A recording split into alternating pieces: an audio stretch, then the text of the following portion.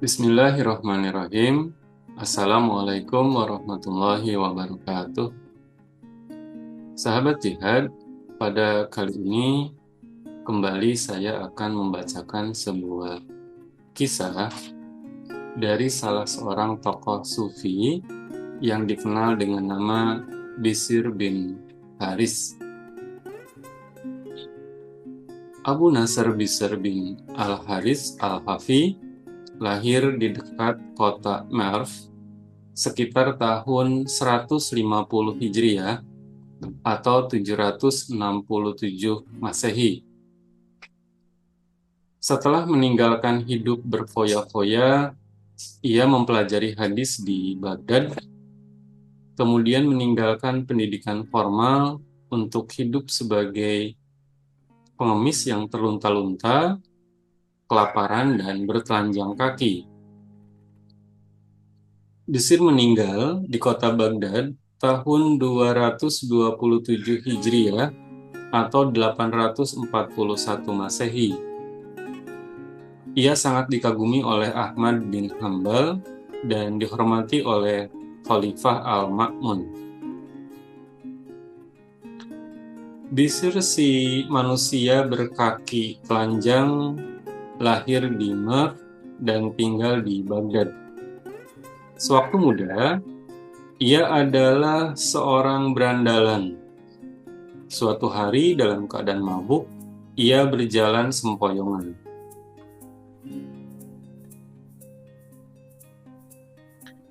Tiba-tiba ia menemukan selembar kertas bertuliskan Bismillahirrahmanirrahim, atau dengan nama Allah yang Maha Pengasih lagi Maha Penyayang.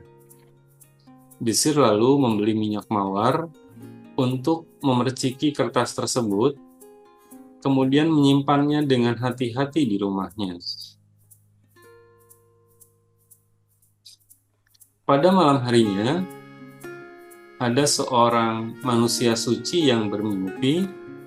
Dalam mimpinya ia diperintah Allah untuk mengatakan kepada Bishr, "Engkau telah mengharumkan namaku, maka aku pun telah memuliakan dirimu. Engkau telah memuliakan namaku, maka aku pun telah memuliakan namamu. Engkau telah mensucikan namaku, maka aku pun telah mensucikan dirimu.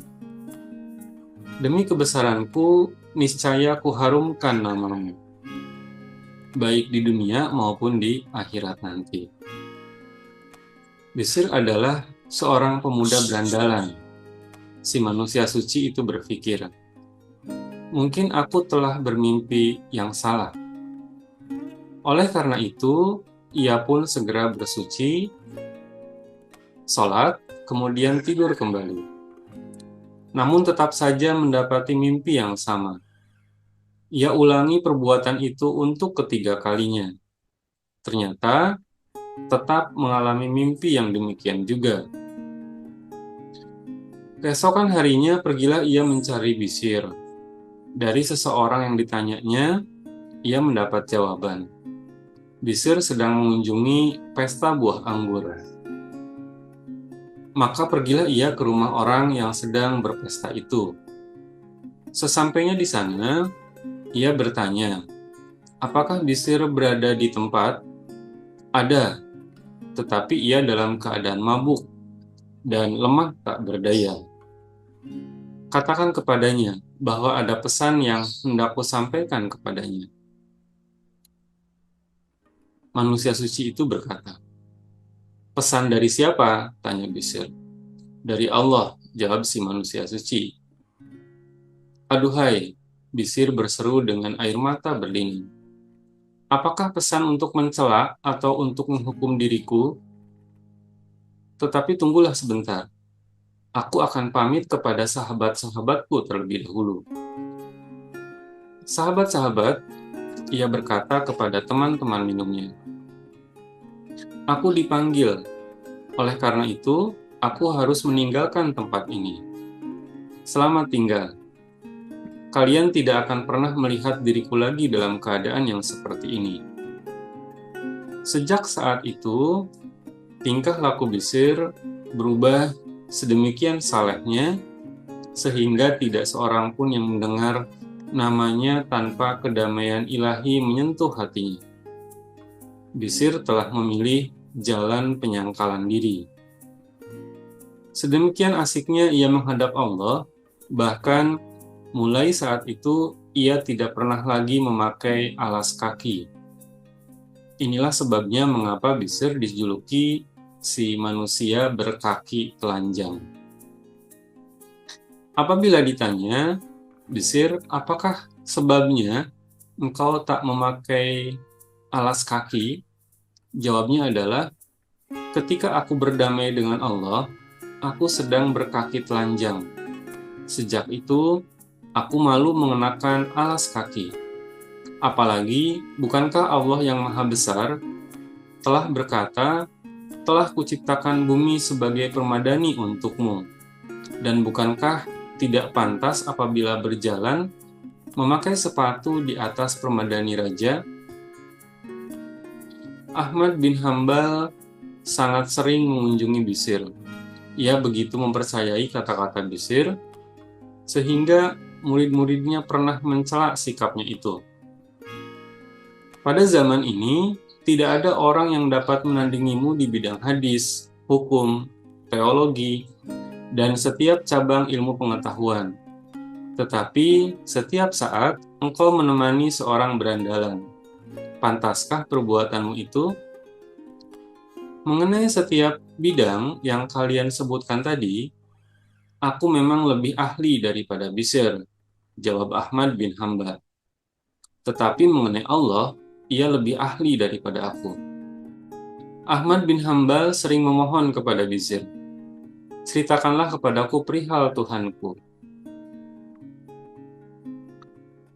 Dalam beberapa kisah diceritakan tentang saudara perempuannya Bishr. Nanti malam Bishr akan datang kemari, pikir saudara perempuan Bishr. Maka ia segera menyapu dan mengepel lantai rumahnya. Kemudian dengan penuh harap menanti kedatangan saudaranya itu. Tiba-tiba Bishr muncul seperti orang yang sedang kebingungan. "Aku akan naik ke atas loteng," Bishr berkata kepada saudara perempuannya dan bergegas menuju tangga.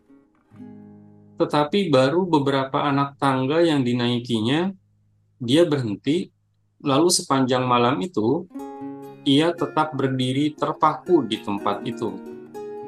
Setelah subuh, barulah ia turun dan pergi ke masjid untuk sholat. "Mengapa sepanjang malam tadi engkau berdiri terus di atas tangga?" saudara perempuannya bertanya kepada Bishr ketika ia kembali dari masjid. "Sebuah pikiran terbetik di dalam benakku," jawab Bishr. "Ada yang Yahudi, Nasrani, dan ada pula yang Majusi. Aku sendiri bernama Bishr, dan sebagai seorang Muslim, aku telah mencapai kebahagiaan yang sangat besar. Aku bertanya-tanya kepada diriku sendiri, apakah yang telah kulakukan sehingga aku memperoleh kebahagiaan itu? Dan apakah yang telah mereka lakukan sehingga mereka tidak memperolehnya? Karena bingung, dibuat pikiran itulah, aku berdiri terpaku seperti itu."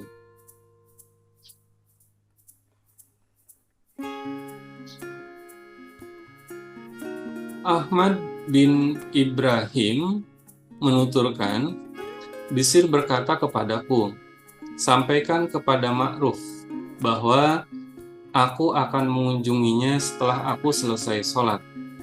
Pesan itu kusampaikan kepada Ma'ruf. Kemudian aku dan Ma'ruf menanti dia. Tetapi setelah kami selesai melakukan sholat zuhur, Bishr belum juga datang. Ketika kami melakukan sholat asyar, dia pun belum juga kelihatan. Begitu pula halnya setelah kami sholat isya. Maha besar Allah, aku berkata dalam hati, apakah seorang manusia seperti Bishr masih suka mengingkari janji? Sungguh keterlaluan. Aku masih berharap-harap kedatangan Bishr.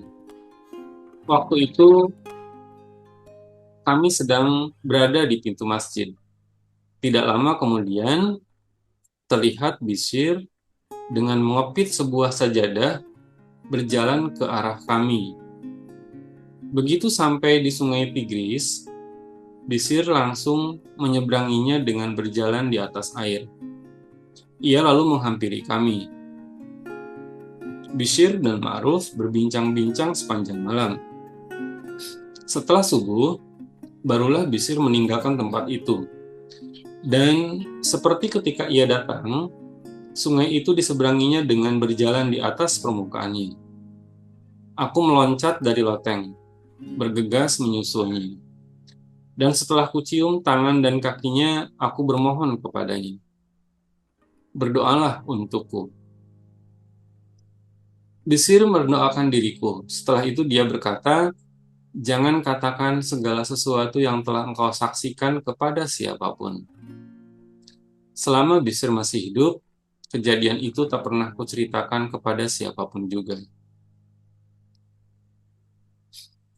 Pada suatu waktu, orang-orang berkumpul mendengarkan Bishr bercerita dan memberikan ceramah mengenai rasa puas. Salah seorang di antara pendengar menyela, Abu Nasr, engkau tidak mau menerima pemberian orang karena ingin dimuliakan. Jika engkau benar-benar melakukan penyangkalan diri dan memalingkan wajahmu dari dunia ini, maka terimalah sumbangan-sumbangan yang diberikan kepadamu, agar engkau tidak lagi dipandang sebagai orang yang mulia. Kemudian, secara sembunyi-sembunyi, berikanlah semua itu kepada orang-orang miskin. Setelah itu, jangan engkau goyah dalam kepasrahan kepada Allah, dan terimalah nafkahmu dari alam gaib. Murid-murid Bishr sangat terkesan dengan kata-kata ini.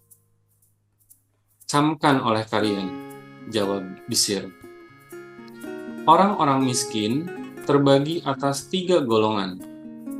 Golongan pertama adalah orang-orang miskin yang tidak pernah meminta-minta, dan apabila kepada mereka diberikan sesuatu, mereka menolaknya. Orang-orang seperti ini adalah para spiritualis. Seandainya orang-orang seperti ini meminta kepada Allah, niscaya Allah akan mengabulkan segala permintaan mereka. Golongan kedua adalah orang-orang miskin yang tak pernah meminta-minta. Tetapi apabila kepada mereka diberikan sesuatu, mereka masih mau menerimanya. Mereka itu berada di tengah-tengah. Mereka adalah manusia-manusia yang teguh di dalam kepasrahan kepada Allah. Dan mereka ini akan dijamu Allah di dalam surga. Golongan ketiga adalah orang-orang miskin yang duduk dengan sabar menanti pemberian orang sesuai dengan kesanggupan. Tetapi mereka menolak godaan-godaan hawa nafsu.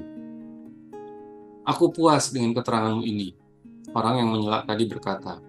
Semoga Allah puas pula denganmu. Diriwayatkan bahwa selama Bishr masih hidup, tidak ada keledai yang membuang kotorannya di jalan-jalan kota Baghdad karena menghormati Bishr yang berjalan dengan kaki telanjang. Pada suatu malam, seorang lelaki melihat keledai yang dibawanya membuang kotoran di atas jalan. Maka berserulah dia, "Wahai, Bishr telah tiada." Mendengar seruan itu, orang-orang pun pergi menyelidiki. Ternyata kata-katanya itu terbukti kebenarannya. Lalu kepadanya ditanyakan, bagaimana ia bisa tahu bahwa Bishr telah meninggal dunia? Karena selama Bishr masih hidup, tak pernah ada kotoran keledai terlihat di jalan-jalan kota Baghdad. Tadi aku melihat bahwa kenyataan itu sudah berubah, maka tahulah aku bahwa Bishr telah tiada. Demikian sahabat jihad, beberapa kisah dan riwayat tentang Bishr, si manusia bertelanjang kaki, yang saya bacakan beberapa kisahnya dari kitab Tazkiratul Aulia karya Fariduddin Attar. Semoga bermanfaat buat kita semua. Wallahu a'lam bishawab. Billahi taufiq wal hidayah. Assalamualaikum warahmatullahi wabarakatuh.